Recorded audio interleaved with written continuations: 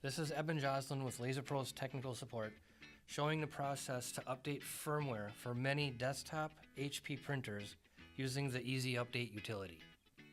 Using your computer with a printer driver installed, go to hp.com. Under the Support tab, select Software and Drivers.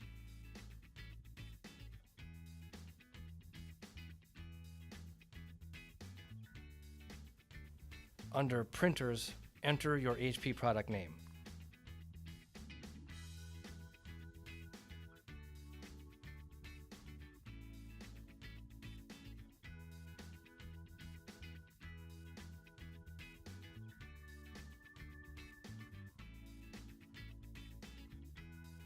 Under Firmware, download the Easy Update utility.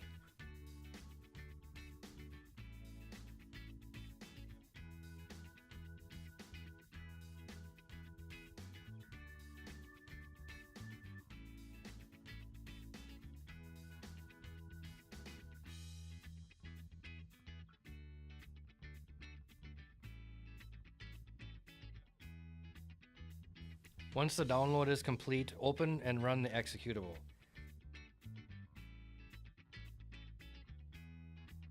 From the drop-down, select a printer to be upgraded.